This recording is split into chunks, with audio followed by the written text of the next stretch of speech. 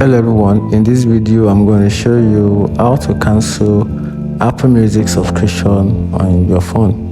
So if you're tired of the Apple Music subscription and you still have a low numbers of days of the validity of the subscription, here is how you can simply cancel the subscription. Just open your settings, then tap on your Apple ID name or the profile, then from there tap on subscriptions.